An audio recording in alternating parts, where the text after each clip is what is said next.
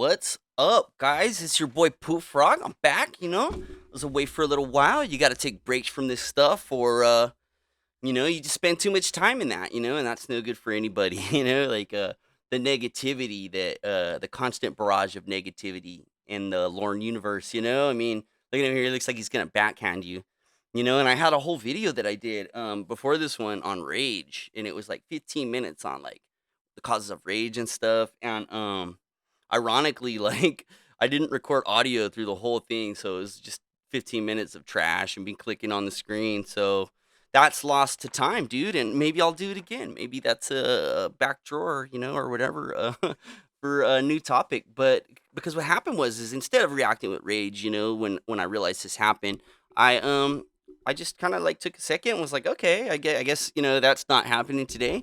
And I went outside and I fucking kicked around in the yard for a minute, and I started thinking about something that it occurred to me a while back. Object permanence. Okay, it's called object permanence, and we're gonna go back to the crib, man. We're going back to young little baby Lauren, and how even though he's a despicable kind of adult, like he maybe wasn't always had to be that way, And I did a whole video on his positional plagiocephaly caused by him being left in the crib too long, and it's kind of an ongoing theme that I have, that I believe Lauren was kind of what's the word, neglected as a baby, and that caused a lot of the problems in adulthood.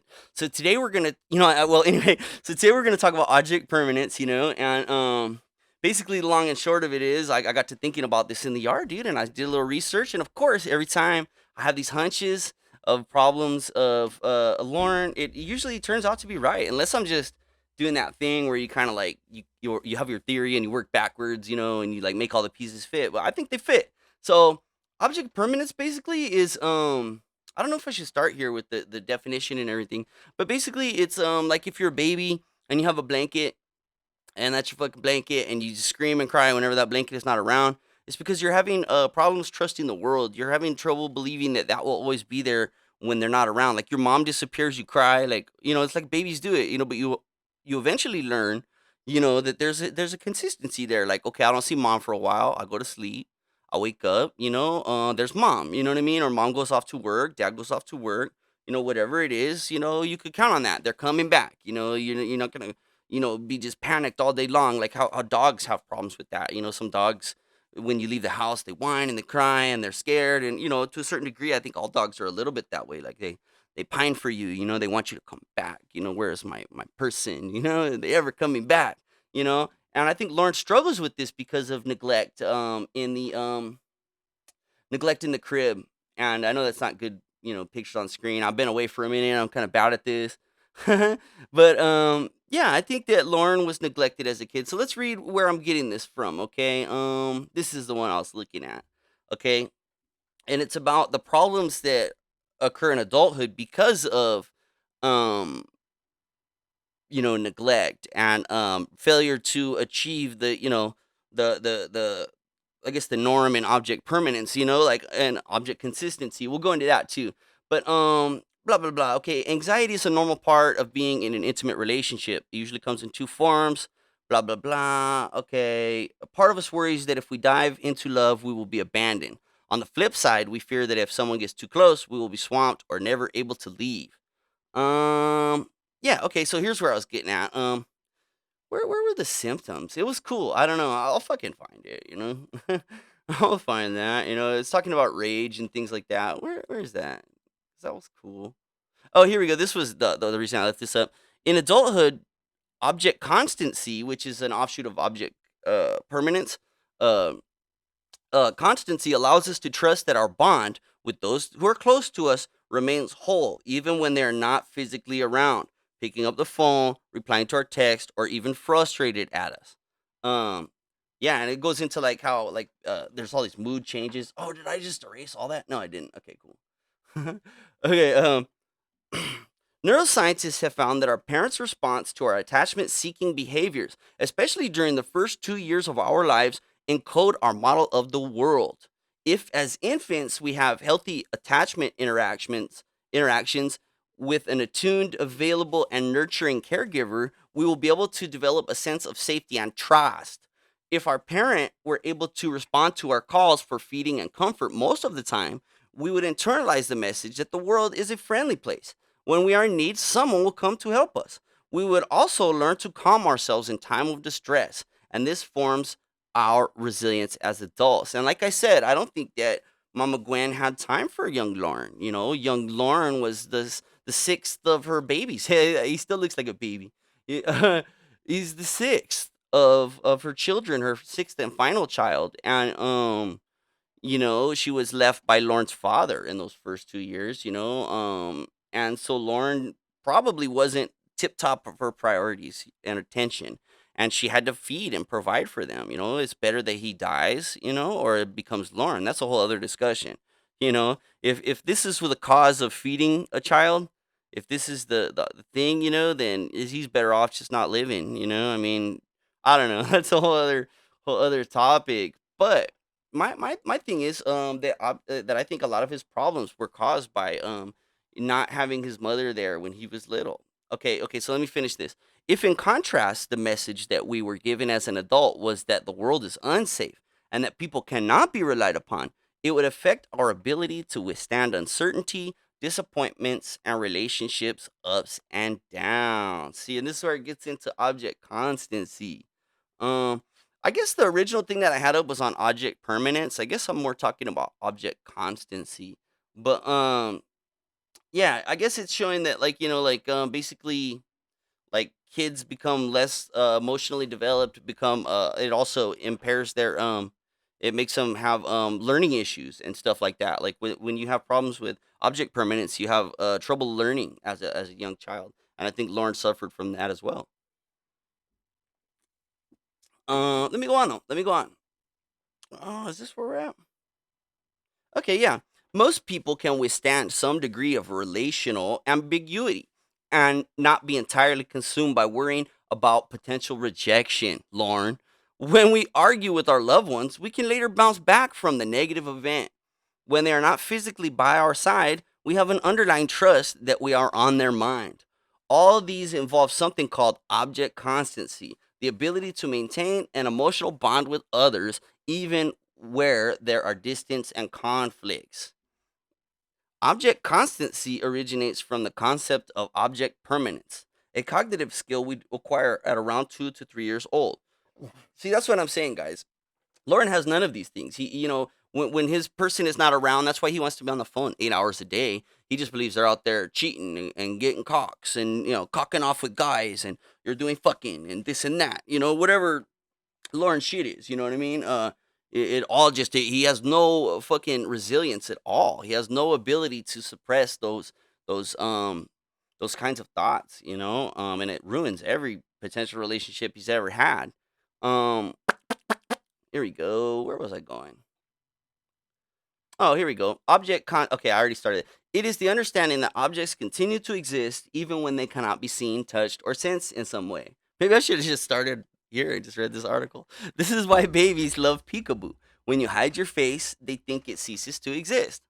According to psychologist Piaget, this must be some guy they mentioned earlier, who founded the idea, achieving object constancy is the developmental milestone, one that young Lauren failed to achieve, I think, and I think that's because his mom was off at work. Maybe he learned not to trust his siblings because his siblings would come in there and smack him when he cried or something.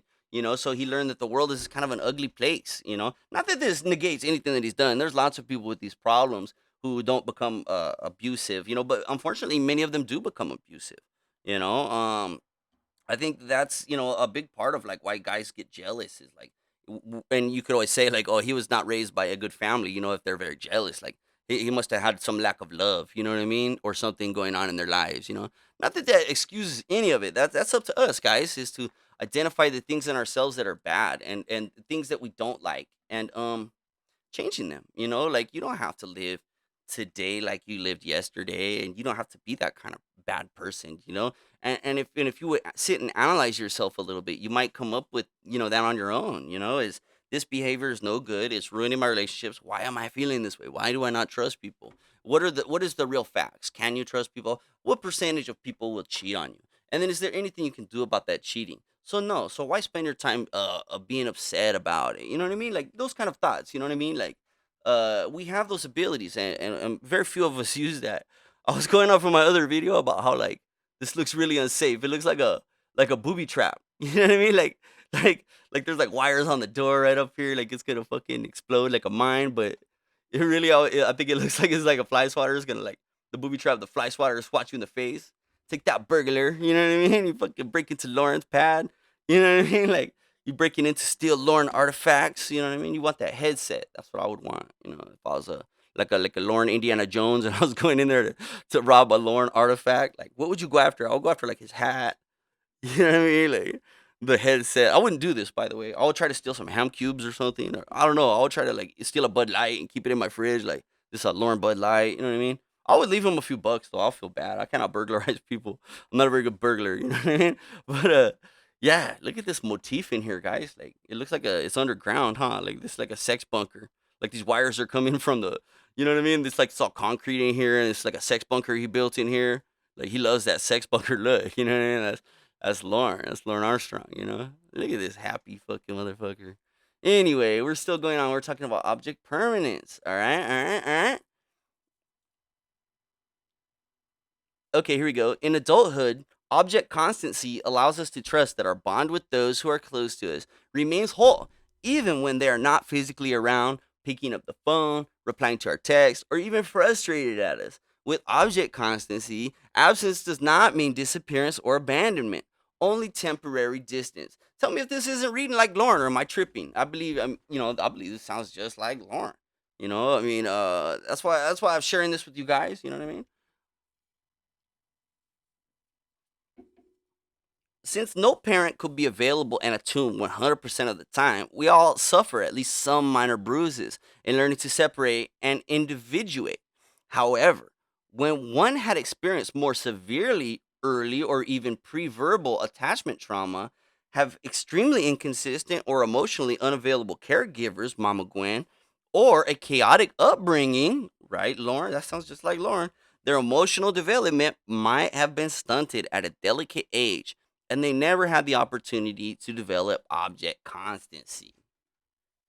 Yeah, and it goes on, man. This is learned, right? The lack of object constancy is at the heart of borderline personality traits, which I hear people say often about Lauren. He has maybe borderline personality or something like that. For the insecurely attached individuals, any kind of distance, even brief and benign ones, trigger them to re-experience the original pain of being left alone, dismissed, or disdained. Their fear could trigger coping survival modes such as denial, clinging, avoidance, and dismissing others, lashing out in relationships, or the pattern of sabotaging relationships to avoid potential rejection.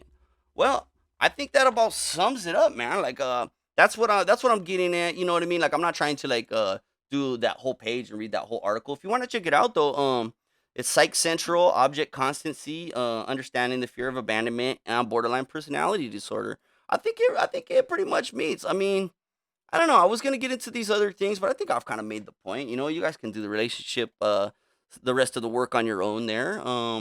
Yeah, I just wanted to say I'm back, man, and I'm chilling, dude. I'm cool. You know what I mean? Like, yeah, yeah. I haven't done a video in a minute because it gets dark, man. Like I don't understand how those catfishes went uh, all that time talking to Lauren on the phone. Look at this right here. Fucking, doesn't that look like it's from like a week ago barbecue? Like, look at those buns. Those shit's all wrinkly and shit. Like, you need to clear those out of your fridge, my boy. You know, what are you doing here? Like think about how much nicer this would all be. You know, even when you eat it and everything. If Lauren like would just like invest in some Ziploc bags. You know, like he's always acting like he is poor. You know, but why's my boy got two different mayonnaises then if he's so poor? You know what I mean? Wasting money on mayonnaise, Lauren. You know, fucking buying up weird shit, all this weird shit around your trailer, and you not even fixed it up. What is that? Like, is that a bathroom mirror? Like a one of those mirror cabinets? Is that one of those just hanging on the wall? Is it? I don't know what that is. But look at him. He's like happier than shit. Look how many smokes he has smoked. He's eating pepperoni and shit. God damn, they're having a good time. He's got wine here for his guest. Man, look at that. The finest plastic cups. Yeah, man. Fucking Lorne Armstrong, man. I'm back though. I'm back and I'm chilling, dude. Expect more videos. Maybe not as often. That shit was kind of making my life more negative. You know what I mean? You can't do that every day, man. You just can't. You know, you gotta go brighten up. I can't even talk to homeboys who are like whining too much on the phone. I'll say, hey, homie, like, thank you for trusting me with your feelings and shit, bro. But I don't want to hear like you're crying and all your bullshit and your people's anger. If people are angry on the phone with me, I'm like, that's cool, man. Thank you for venting. Like, I'll try to help you out best I can. Which I think those catfishes were trying to do that with Lorne, maybe, over time. Like they trying to like, hey man, I see this easy thing you could fix in your life if you just address some of your issues. Maybe go to a maybe go learn about hypnotizing or meditating or something like that, bro. Go do ayahuasca in the fucking jungle, man, and like get to the root of what the hell is killing you guys. I mean, I'm talking to everybody.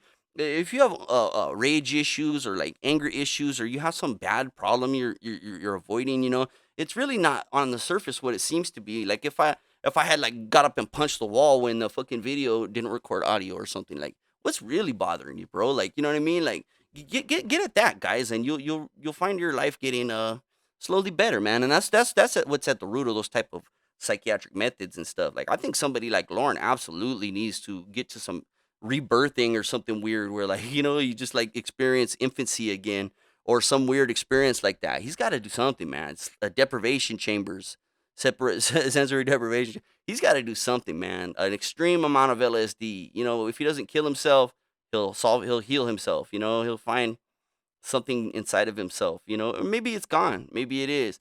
I don't tend to think so. I mean, I don't think he's ever going to be able to redeem, himself at all for what he's done. What he's done is inexcusable, and the way he's behaved has been bad, but he could try to live the rest of his life in a good way, if he were to make some kind of extreme change. I believe that. I don't believe at all that everything's permanent. Like, oh, I'm this way now. I'm that way now. No, man. You can change, and if Lauren can change, everybody can change. I don't think he can. I don't think he will. Is more like what I'm saying. I don't think Lauren has it in himself to face it because it's gonna hurt and it's gonna be extreme, and that's the only way, man. Yeah, Mister Two Mayonnaise, old ass fucking hot dog grill up or whatever. Like, just fucking dude. Either eat all the. Is that bananas with the hot dogs? Is that a banana? Oh, you're gonna make all your hot dogs taste like bananas, bro. Fuck, I'm not a snob, but I would not wanna eat there, bro, like, oh my god. Actually, I probably would when it was fresh, like, just 'cause I'm not a dick? But it being Lauren, probably not. Look at 2 types of butter. 2 types of butter, Mr. Money, 2 types of milk. What's up, dude? Lottie fucking da Beverly Hills Lauren. No wonder he doesn't have money to pay back Betty, you know what I mean? He never will, man. Smoking these cheap ass cigarettes, fucking shitty guitar. Fuck you, Lauren. Anyway, God bless you guys, man. I hope you have some good ass days. I'll be back. God bless. Thanks for watching. Good.